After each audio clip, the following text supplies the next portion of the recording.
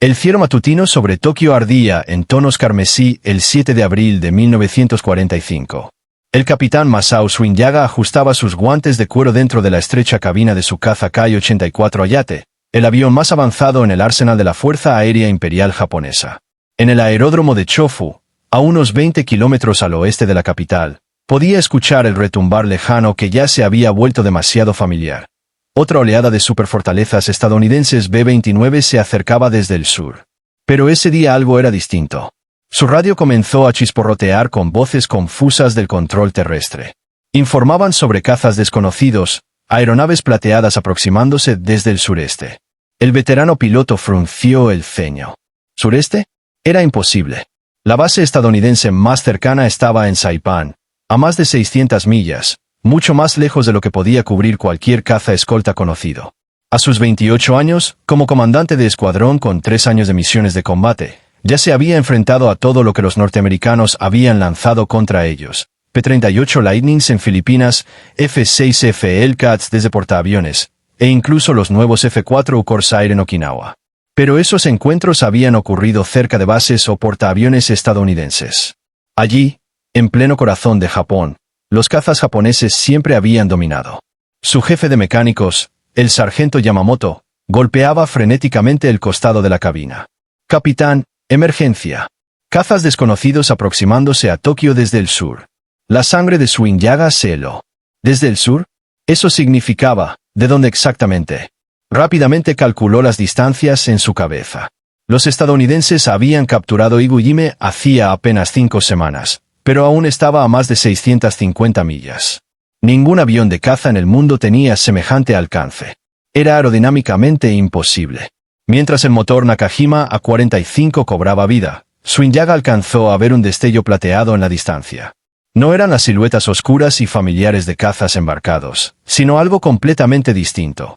Algo que no debería existir. Todas las unidades, despeguen de inmediato. Tronó la orden urgente en sus auriculares. Cazas no identificados sobre el centro de Tokio. Corriendo por la pista, Suinyaga sintió un nudo en el estómago. En 3 años de combate jamás había escuchado tanto pánico en la voz del control terrestre. Cuando su K-84 despegó del concreto y comenzó a trepar hacia los 15.000 pies, una pregunta aterradora resonaba en su mente. ¿Cómo habían logrado los cazas americanos llegar hasta Tokio?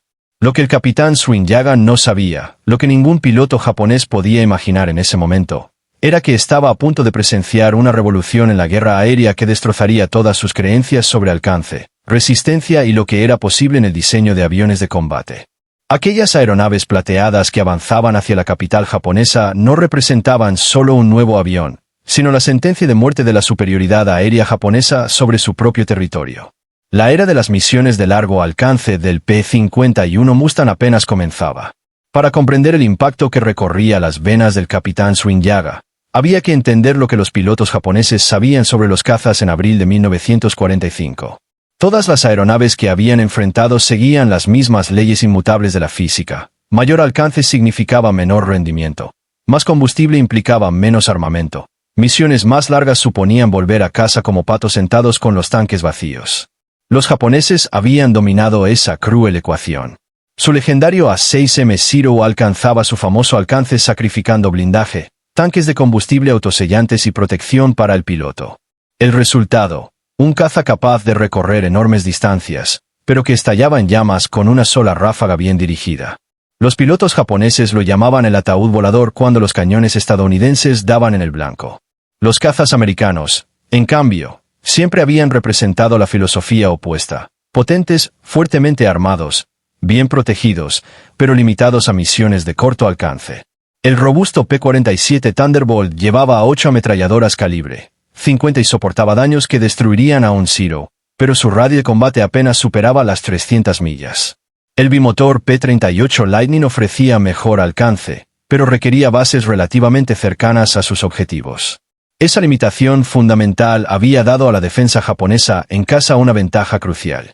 Mientras los cazas estadounidenses no pudieran llegar a la isla principal, los experimentados pilotos del imperio podían concentrarse en destruir bombarderos sin escolta. Cada tripulación de B-29 que volaba sobre Japón sabía que estaba sola en cuanto cruzaba la costa.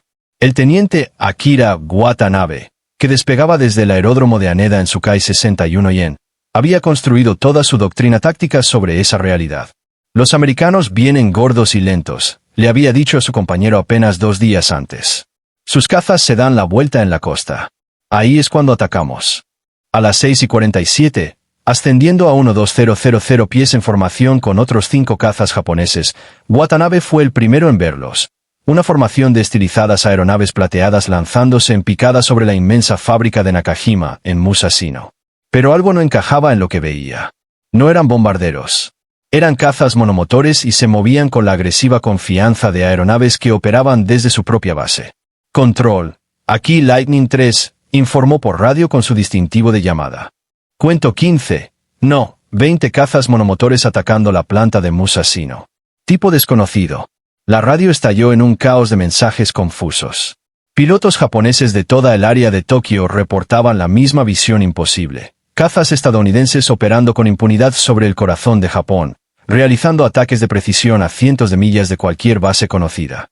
El capitán Tomiro Ogawa, líder del 103º Sentai desde el aeródromo de Kosa, con 25 victorias en su historial, había combatido a los estadounidenses en Filipinas, en Okinawa y en decenas de misiones de defensa en casa.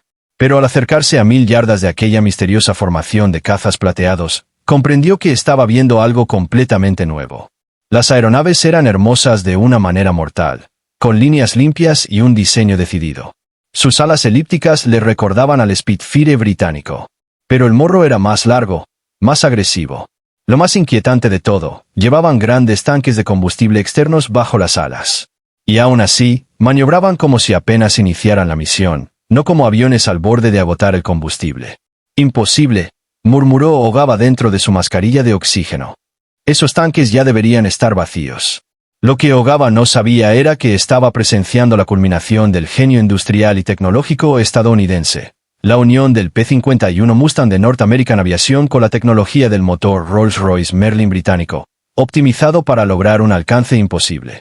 Aquellos aviones plateados habían volado más de 675 millas desde Iwo Jime, librado una batalla aérea de alta intensidad sobre Tokio y aún tenían combustible suficiente para regresar. La capacidad interna de combustible del P-51 de Mustang, de 184 galones, combinada con 2 tanques externos de 108 galones y la notable eficiencia del motor Merlin Mayo de 1650, había creado algo que los japoneses nunca imaginaron posible. Un caza con un radio de combate que superaba las 850 millas. El sargento de vuelo Kenji Nakamura, lanzando su Ki-84 contra la formación americana, sintió como su visión del mundo empezaba a desmoronarse. Si puede llegar a Tokio, pensó, entonces ningún lugar en Japón está a salvo. Ni siquiera podemos huir. Los estadounidenses no solo estaban presentes sobre Tokio, estaban cazando. El piloto líder de los Mustang, el mayor Robert W. Moore del 45º Escuadrón del 15º Grupo de Caza, había visto al Ki-84 de Ogawa trepar hacia la corriente de bombarderos y viró bruscamente para interceptarlo. Lo que siguió no fue la maniobra defensiva de ahorro de combustible que los pilotos japoneses esperaban de invasores de largo alcance. Fue un vuelo agresivo, confiado, depredador. El P-51 de Moore, aún con 200 galones de combustible a pesar del viaje de 700 millas desde Iwo Jime, aceleró en un picado de potencia que para cualquier caza de largo alcance normal habría sido suicida. El motor Packard Merlin V1650-7 del Mustang entregaba 1,695 caballos de fuerza en potencia de emergencia, impulsando al elegante caza por encima de las 400 millas por hora en su picado de caza. Ogawa, comprendiendo que lo imposible estaba ocurriendo, viró con fuerza a la izquierda y descendió en picada. Detrás de él, el Mustang de Moore lo seguía sin esfuerzo, con tanto combustible de sobra que podía maniobrar de manera agresiva, desafiando todo lo que los japoneses sabían sobre operaciones de cazas de largo alcance. En ese momento, al ver a los cazas estadounidenses dominar los cielos de su propia capital con horas de combustible aún disponible, los pilotos japoneses comenzaron a comprender una verdad aterradora. Las reglas de la guerra aérea habían cambiado de forma radical, y nadie se los había dicho. El enfrentamiento comenzó a las 6:58 sobre Musashino. En cuestión de segundos, el capitán Masao Suinaga se dio cuenta de que estaba combatiendo contra fantasmas, aeronaves que no deberían existir, realizando maniobras que desafiaban la lógica, pilotadas por hombres que, en teoría, deberían estar racionando combustible para poder sobrevivir al viaje de regreso. En lugar de eso, Los P-51 Mustang estaban cazando. La voz del mayor Moore crujió en la radio hacia su numeral. Blue Fleet, suelten tanques ahora. Tenemos compañía. Suinaga observó atónito cómo los cazas estadounidenses se desprendían de sus tanques externos. No porque estuvieran vacíos, sino porque se preparaban para el combate, con combustible de sobra. Eso es imposible, susurró dentro de su mascarilla. Esos tanques debieron haberse vaciado hace 50 millas. El Mustang de Moore viró con fuerza y trepó hacia el Q-84 de Suinaga.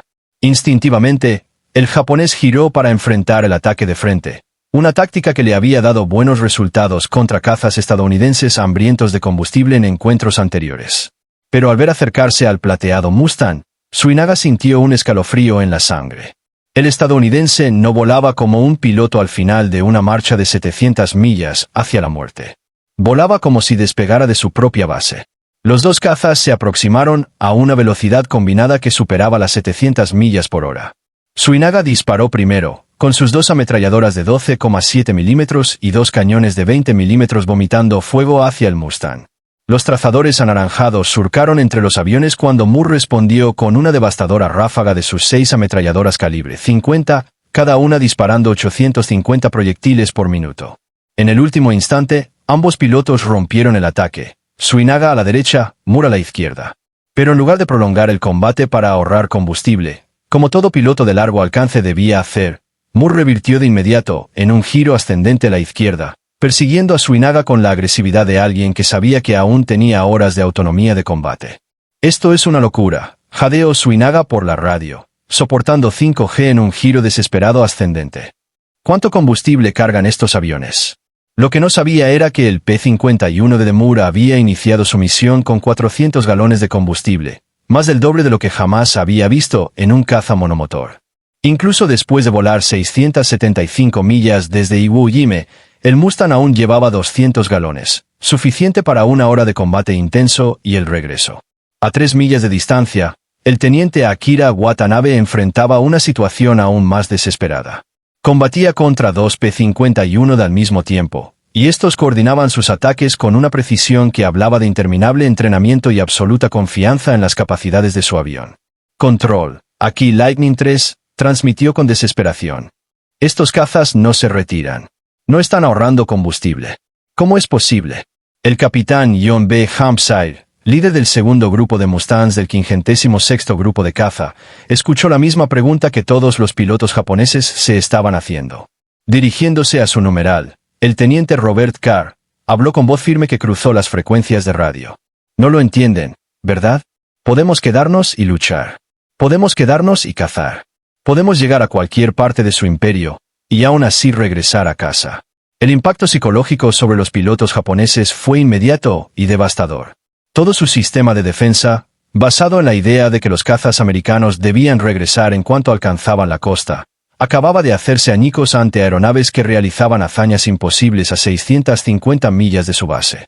Watanabe, con su Ki-61 y endañado por múltiples impactos de balas calibre 50, cometió un error fatal: asumir que los estadounidenses ya debían estar críticos de combustible. Prolongó el combate, intentando resistirlos. Pero el P-51 de Hampshire, volando con la confianza de un piloto que sabía que tenía combustible para horas de pelea, lo alcanzó con calma y descargó una ráfaga letal en el motor del caza japonés. El motor Kawasaki A-40 estalló en un chorro de aceite y refrigerante. La última transmisión radial de Watanabe, captada por las estaciones terrestres de Tokio, reflejó el instante de su terrible comprensión. No se van. No se están quedando sin combustible. ¿Cómo? ¿Cómo llegaron aquí? Mientras tanto, el capitán Tomohiro Ogawa, uno de los pilotos más experimentados de Japón, se encontraba en combate singular con el P-51 del mayor Moore sobre la ardiente fábrica de Nakajima. Lucharon durante 3 minutos, una eternidad en un duelo aéreo. Las dos aeronaves danzaban en el cielo en un mortal ballet de cañones y ráfagas de ametralladora. El Q-84 Ayate de Ogawa, el caza más avanzado de Japón, era en teoría superior al Mustang en velocidad de ascenso y capacidad de giro. Pero la teoría se derrumba frente a la realidad de lo que Moore pilota. Un caza que ha cruzado un océano para llegar a ese campo de batalla y que aún conserva combustible y municiones para luchar con una agresividad implacable. En una maniobra que será estudiada por historiadores de la aviación durante décadas, Moore sacrificó deliberadamente altitud a cambio de velocidad, lanzando su Mustang de 15.000 a 8,000 pies en una picada que consumía un valioso combustible. Cualquier piloto sensato de un caza de largo alcance habría cuidado hasta la última gota para el regreso. Pero Moore intercambiaba combustible por ventaja táctica, con la confianza de quien conocía las verdaderas capacidades de su avión. Ogaba, siguiendo la picada, comprendió de pronto la trampa. Las superiores características de maniobra a alta velocidad del P-51 daban ventaja a Moore, mientras que las amplias reservas de combustible del Mustang le permitían maniobras agresivas imposibles de imitar para un japonés sin arriesgar quedarse seco antes de regresar. A 8.000 pies, Moore viró su P-51 en un ascenso a la izquierda que alineó sus ametralladoras contra el Ki-84 de Ogaba.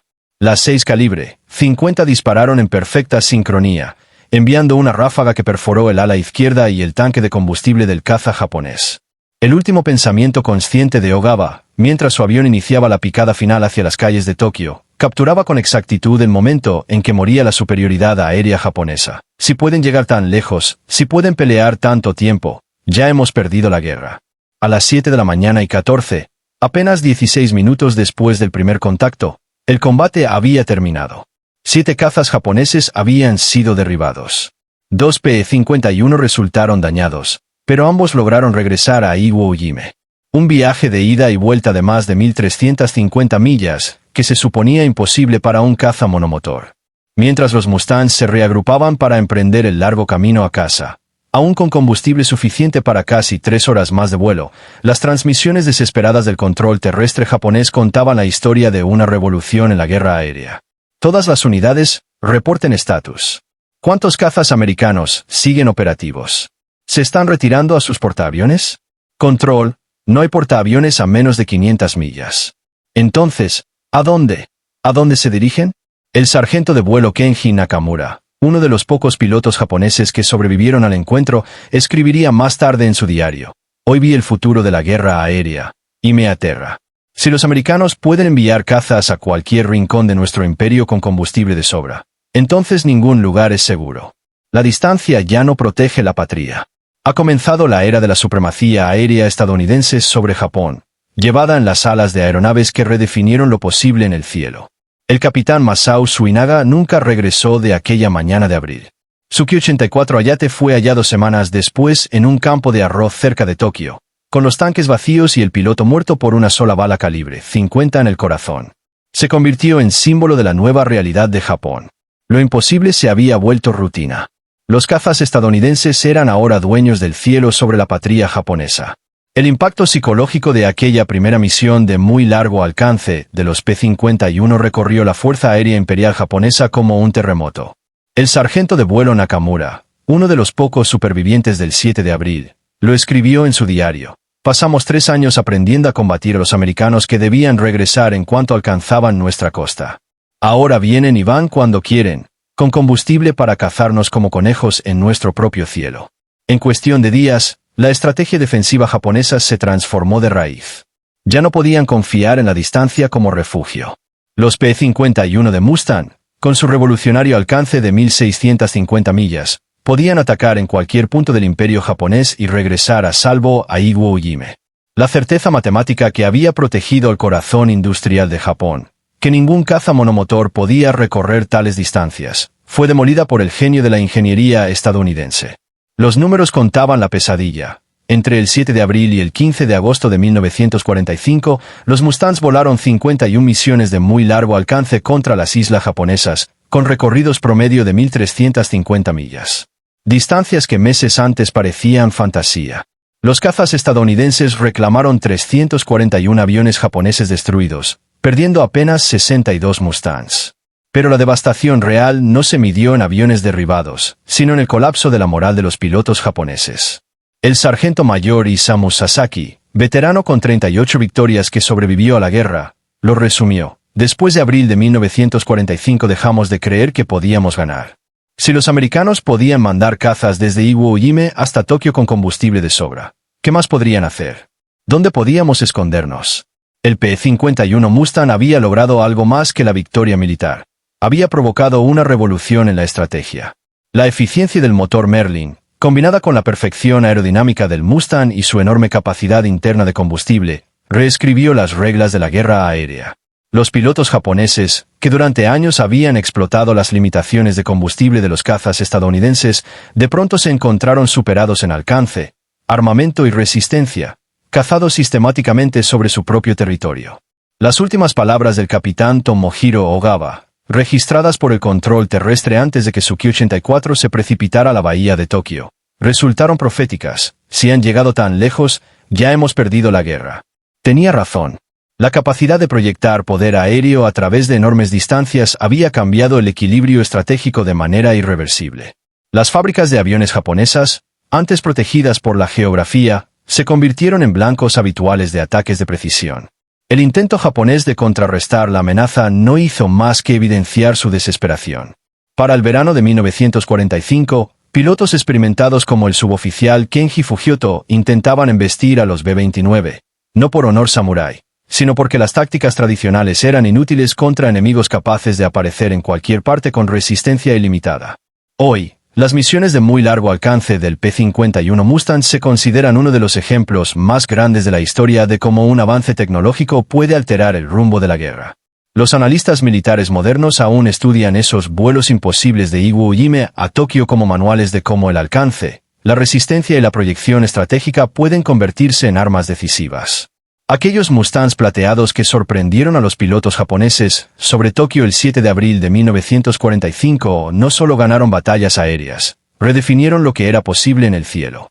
Demostraron que, con la combinación adecuada de brillantez en ingeniería e innovación táctica, lo imposible se convierte en inevitable. La próxima vez que veas un P-51 Mustang en un museo o en una exhibición aérea, recuerda la última pregunta del capitán Masao Suinaga: ¿cómo llegaron hasta aquí?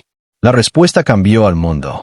¿Qué misiones imposibles crees que podrían redefinir la guerra hoy? Déjamelo en los comentarios. Y no olvides suscribirte para más historias increíbles de los momentos más dramáticos de la Segunda Guerra Mundial.